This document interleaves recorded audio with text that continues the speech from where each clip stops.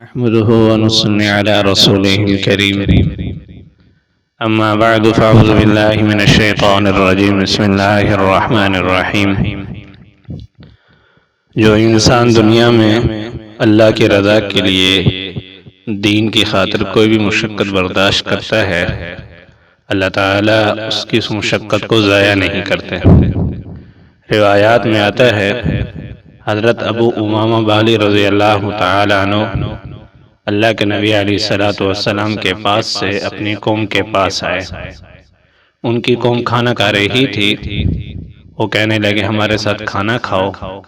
آپ رضی اللہ تعالی عنہ نے فرمایا تم نے غیر اللہ کے نام پر اونٹ ذبح کیا ہے، یہ کھانا میں نہیں کھاتا۔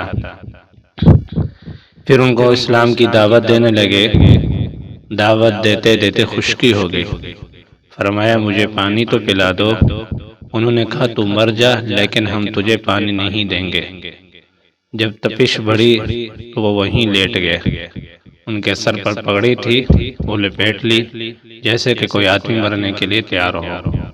فرمایا اللہ کی طرف سے شیشے کا ایک برتن آیا، اس سے زیادہ حسین برتن کبھی نہیں دیکھا۔ انہوں نے پانی پیا اور تازہ دم ہو کر کھڑے ہو گئے۔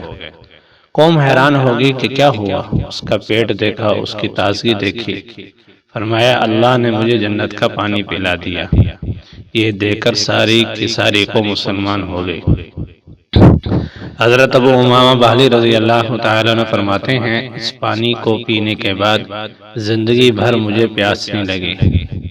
تو میرے بھائیو دوستو بزرگو، جب انسان اللہ کے دین کی خدمت کرتا ہے اخلاص کے ساتھ، اللہ تعالیٰ بسا اوقات اس کا نفع، اس کا فائدہ دنیا میں بھی دکھا دیتے ہیں۔ اللہ تعالیٰ ہمیں عمل کی توفیق عطا فرمائے۔